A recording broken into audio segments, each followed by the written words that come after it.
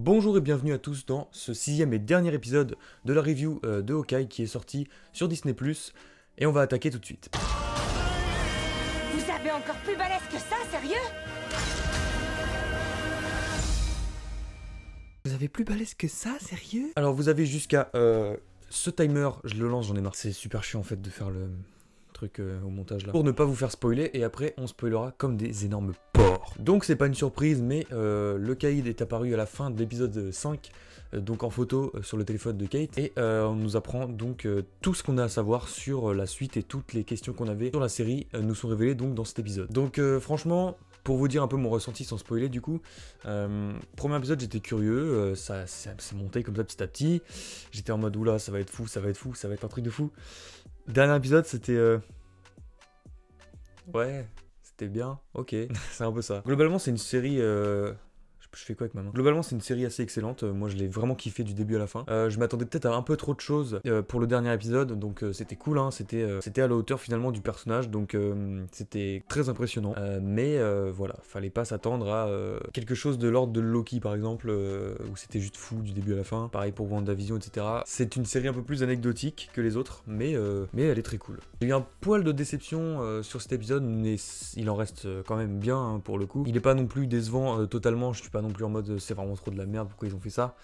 Tout est logique, tout est parfaitement compréhensible, mais la série fait bien les choses justement parce qu'elle répond à beaucoup de questions tout en posant énormément au final. Ouais, donc toutes les intrigues, donc que ça soit par rapport à Armand, par rapport à Jack, par rapport au Caïd, etc., par rapport à Echo, en fait tous les personnages ont une réponse à la fin, mais ok, un peu évident, un peu prévisible finalement. C'était la série a fait en sorte qu'on comprenne ce qui va arriver très vite, et du coup il n'y avait pas grande surprise à la fin quoi. Mais il y a évidemment des personnages qu'on est trop content d'avoir revus. Le Caïd est juste excellent. C'est là que je me pose une question, est-ce que c'est un reboot du personnage de la série ou est-ce que c'est le même? Attention, je vous mets un giga spoiler ici, je vous mets donc un deuxième timer si vous voulez pas être spoilé du film qui est actuellement au cinéma, Spider-Man No Way Home.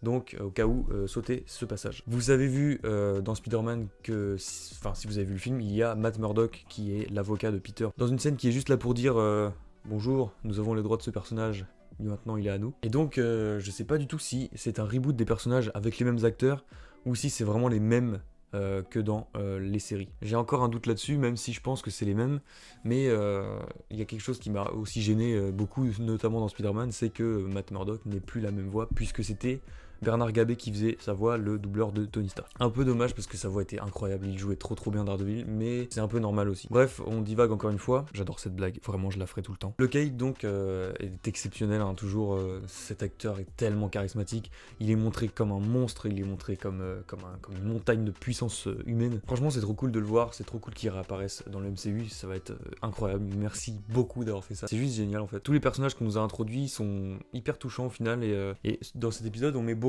à l'honneur du coup les personnages plus faibles que les autres, donc c'est l'occasion dans une série Hawkeye de faire ça. Il y a beaucoup cette touche de chacun peut être un héros s'il a le courage de faire ce qu'il faut, etc. Et donc ça démystifie vachement les super-héros avec plein de pouvoirs qui volent et qui tirent des lasers, etc. Donc c'est plutôt cool, c'est un bon message et c'est cool de le faire dans cette série. En tout cas n'hésitez pas à le voir cet épisode parce qu'il est super intéressant, comme les 5 précédents finalement, et c'est une série très cool, très divertissante, et donc je vous invite à tout regarder. Maintenant pour ce qui est des spoils, parce que oui il va y avoir beaucoup de choses à dire, je vais encore mettre 1000 ans à sortir cette vidéo. Du coup pour ce qui est des spoils, déjà vous avez vu, petite ambiance un peu violette, parce que j'ai des LED du coup j'ai mis violet par rapport à Hawkeye quoi. Le Turbo Caïd, il a la giga classe en fait. C'est lui qui introduit vraiment l'épisode avec un plan sur ses jambes qui marchent comme ça, avec la canne, juste trop stylé. Le mec est un monstre de charisme, vraiment.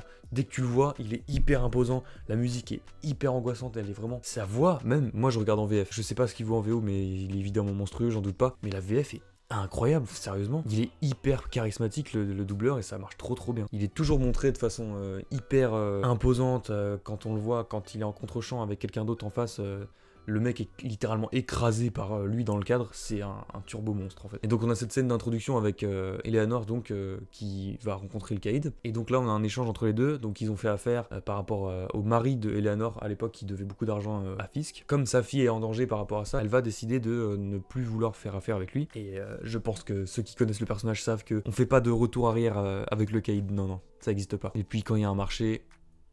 c'est pas vraiment un marché, les deux côtés sont pas en accord, c'est plutôt cet homme en fait qui gagne à tous les coups, que tu le veuilles ou pas. Donc on apprend également que c'est Eleanor qui a fumé Armand tout simplement pour faire accuser Jack, du coup je suppose, pour pouvoir l'accuser, quoique en fait je sais pas, ce serait logique, mais elle a vachement bien joué son jeu, ça veut dire. Ça veut dire qu'elle a fait la meuf en mode non, pas Jack, non, il est innocent, mais non, pas Jack, non, non, non. Et au final c'est elle qui l'a fumé, tout simplement. On l'apprend avec la vidéo que Kate reçoit par Yelena en fait, tout simplement, qui les a espionnés. Et donc Kate est vénère et va retrouver sa mère pour parler de tout ça, c'est normal. Et du coup c'est là que l'action commence.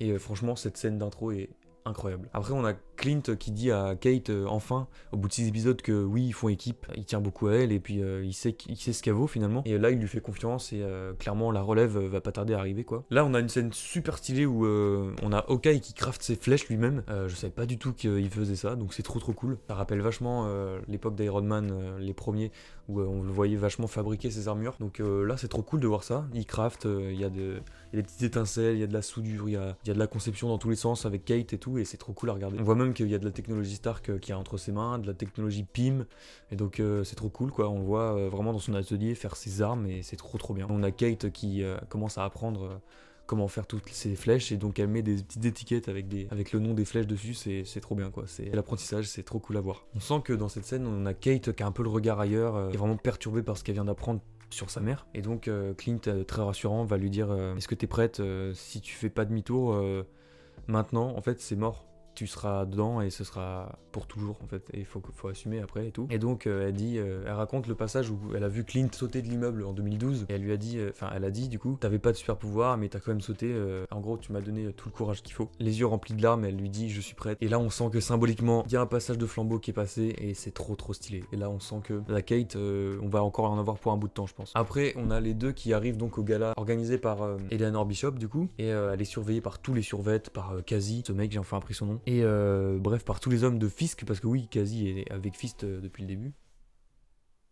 J'ai dit Fisk, avec Fisk depuis le début. Là on sent que ça commence à sentir un peu la merde pour Echo, pour Maya, parce que vraiment on voit que dans chaque plan où elle a parlé au Caïd au début, Cassie était avec le Caïd, c'est lui qui transmettait les infos et tout. Tu sens déjà qu'il y a une dualité qui s'est formée entre les deux, et depuis la scène de la moto de l'épisode 5, et donc ouais ça s'annonce pas ouf en tout cas pour les deux. Donc voilà les survêtes qui sont passés d'une trentaine à une centaine en une soirée, surveille le gala, et donc on a Yelena qui revient et qui veut tuer Barton finalement, comme depuis le début de la série. Et là on a ce moment incroyable entre Kate et Yelena dans l'ascenseur. Tu sens qu'il y a du respect entre les deux, et en même temps elles veulent l'empêcher de le tuer, et c'est normal, et en même temps elles peuvent pas s'entretuer, donc c'est plutôt drôle de voir ça, et il y a des situations vraiment marrantes en mode un peu comique de situation, et c'était, en vrai c'est drôle, ça fait un peu burlesque, et ça marche trop bien en fait. C'est ça qui est génial, c'est que ça marche, c'est même pas de l'humour Marvel pour faire de l'humour Marvel pour enfants quoi, ça marche vraiment bien. On a toute cette scène de track à travers les vitres, donc en demi-plan séquence entre guillemets, l'affrontement entre Yelena et Kate qui fait trop plaisir à voir, c'est un peu drôle, et les deux à la fin se disent ah c'était marrant quand tu m'as attrapé, que tu m'as acheté, bref c'est rigolo quoi, j'ai bien aimé ce moment. Après on a Yelena qui saute de l'immeuble et qui essaie de tirer sur Clint mais qui n'y arrive pas, et là Kate s'attache pour essayer de la rejoindre, et donc ça fait directement référence à cette scène où Clint saute de l'immeuble dans Avengers. Et en gros, elle prend la relève quoi, donc elle fait la même chose, elle saute, elle prend son courage à deux mains et elle atterrit assez violemment en bas de l'immeuble, et elle a réussi quoi tout simplement. Donc elle est prête. Après on a ce giga crack de Jack qui revient avec son épée et qui combat les survêtes avec son épée de manière normale. Et en vrai il flex de ouf et c'est trop stylé, il a la classe. Et en fait j'aime bien ce perso. J'avais pas grand chose contre lui, mais j'appréciais pas forcément, et depuis cet épisode je trouve que c'est un giga crack. Après on a Grills, j'ai enfin appris son nom, qui arrive avec sa troupe de jeux de rôle, qui s'habille en mode médiéval, j'ai pas trop compris pourquoi, mais en gros ils prennent leur rôle à cœur, et ils essayent d'arrêter les survêtes, donc ils font équipe avec Clint et Kate, et bon c'était un...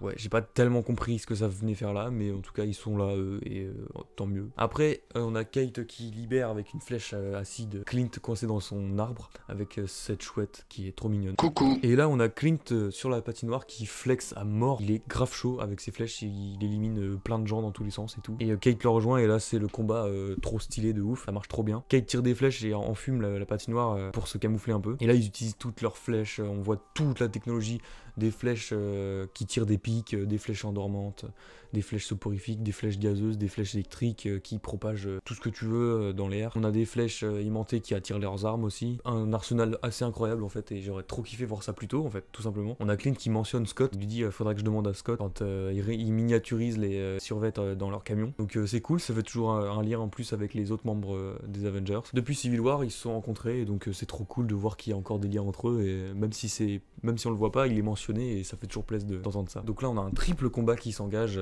Donc d'un côté on a Yelena contre Clint sur la patinoire, de l'autre on a Maya qui revient pour combattre Kazi, et un troisième en même temps qui oppose Kate au Kaïd directement. Donc même Daredevil a jamais réussi à le battre en 1v1, sauf peut-être à la fin de la saison 3, mais comme je vous l'ai dit, je me rappelle plus trop bien. Donc Kate se sert de la technologie des flèches pour le combattre, et utilise la flèche méga dangereuse pour le mettre hors d'état de nuire, et donc sauver sa mère finalement. Encore une fois, il est trop stylé, hein. Tu vois un mec mort, une balle dans la tête, le chauffeur, le gars qui saute par-dessus la voiture, qui se fait projeter, et la portière du véhicule qui est arrachée de manière manuelle par le Kaïd en fait. Déjà il avait beaucoup de prestance dans Daredevil, mais là dès qu'il est à l'écran c'est un cube. Moi j'ai vu ce Kaïd là, celui de Spider-Man Into the Spider-Verse en fait. Quasiment l'acteur est ultra baraque, je sais pas si c'est son costume qui fait ça, mais franchement la montagne quoi, trop impressionnant. On sent Donofrio refaire le même jeu d'acteur qu'à l'époque, et c'est trop kiffant, ça fait vraiment plaisir. Donc Yelena a du mal à croire Clint au début, et du coup elle le combat, et lui n'essaye pas vraiment de faire quoi que ce soit parce que pas envie de fracasser la sœur de sa meilleure amie en fait. Et Yelena, comme prévu, finit par écouter Clint et le croire. Elle range son arme et elle lui tend la main, et donc les deux personnages repartent de là où ils viennent quoi. Je sais pas quand est-ce qu'on verra Yelena, en tout cas je pense dans un futur projet, peut-être 2022-23, mais en tout cas je pense que pas de sitôt. On n'a pas trop de nouvelles du côté de cette meuf, c'est Valentina Desfontaines ou je sais pas quoi là, Allegra Desfontaines je crois, celle qui a recruté donc US Agent, voilà. Donc on n'a pas trop de nouvelles de ces types là, l'US Agent etc, donc à voir. Pas de nouvelles non plus du côté de Sharon Carter qu'on avait laissé à la fin de Faucon et de Soldat de l'hiver. Donc je sais pas du tout où est-ce que ça en est de ce côté-là. J'ai pas du tout l'impression qu'on ait des nouvelles non plus, donc à voir. Dans mes notes j'avais écrit le combat entre Paul Kaïd et Kate jusqu'au moment où je vois que Eleanor lui est rentrée dedans avec un véhicule de manière extrêmement violente. Je me suis dit putain il est mort. Non, pas maintenant, pas déjà. Mais au final non, il y a quand même un beau combat, donc c'est cool. Le plan avec le claquage du bouton de manchette pour aller faire péter les flèches, une pépite. Trop stylé. Pas très crédible mais trop efficace, et c'est une super héroïne qui tire trop bien à l'arc, donc on se dit possible. Ce qui a déclenché, je fais tout dans le désordre, hein, vraiment c'est insupportable. Ce qui a déclenché l'attention d'Yelena par rapport à ce que Clint disait, c'est le sifflement qu'elle avait avec sa sœur, donc le sifflement secret qu'il connaît, et donc là ça a dû lui faire tilter en mode putain c'est pas n'importe qui le type quand même si elle le savait, elle pouvait pas savoir exactement ce qui s'était passé entre les deux, vu qu'ils ont été quand même plusieurs années sans vraiment se fréquenter, les deux sœurs entre elles. Donc ce moment-là était très cool aussi à regarder. À la fin, le Kaïd se relève, il est un peu blessé, et on a un plan sur la voiture de Maya qui le retrouve. Elle pointe une arme sur lui et on entend un coup de feu, et évidemment sans montrer sur quoi ça a tiré. Là-dessus, j'ai pas vraiment de théorie, je sais très bien qu'il est pas mort. C'est le Kaïd, ils l'ont pas fait revenir pour le buter en un épisode, c'est impossible. Et puis de toute façon, vous savez bien que quand on voit pas un corps, c'est qu'il est pas mort. C'est bien pour ça qu'on a vu le corps de Tony, c'est bien pour ça qu'on a vu le corps de Natasha. Un élément hyper important aussi, il y a vraiment beaucoup de choses à dire dans cet épisode. La montre des Avengers, donc c'était la montre de Laura Barton, en fait, la femme tout simplement de Clint. Et il lui dit la prochaine fois tu feras mieux attention à tes affaires et tout. Et là elle retourne la montre, gros plan sur le logo en dessous de la montre, le shield avec écrit 10 en dessous. Donc là clairement, j'avais vu quelques théories sur le fait que Laura serait une agent du shield, ou en tout cas ex-agent. Et du coup je pense que là on a la confirmation que oui. Donc c'est comme ça qu'ils ont dû se rencontrer, donc peut-être sur une mission du shield, peut-être voilà ils étaient collègues et tout. Et voilà, ça a matché. Je sais pas pourquoi ils nous ont montré ça, est-ce que ça aura une importance, je pense que oui, mais après à voir, on n'a aucune info, donc très curieux. Et là, on sent très bien que la dernière scène, avant la scène post-générique, c'est Kate qui cherche son nom de super-héroïne, et là, on voit que Hawkeye lui dit j'ai une idée, ça s'arrête, terminé. Et on a le logo Hawkeye. Donc très clairement, j'ai peur que ça soit fini, ça y est. C'en est fini de Clint après 10 ans dans le MCU quand même, depuis 2011, depuis Thor, rappelez-vous cette scène, quasiment 11 ans, et je pense qu'il est temps pour lui de s'arrêter aussi, c'est normal, donc c'était super cool, franchement c'est cool que Kate reprenne, c'est un super bon perso, je pense que beaucoup vont l'apprécier en regardant la série, et j'ai très hâte de voir son développement par la suite, qui sera intéressant. Je pense qu'on la reverra dans Quantum Mania, donc Ant-Man 3. Normalement elle est prévue pour le film, donc à voir. On a une scène post-générique, alors franchement quand j'ai vu cette post-générique, je me suis dit, ok ça va être cool, on va voir un personnage focus, avec une intrigue, un petit suspense. Pas du tout.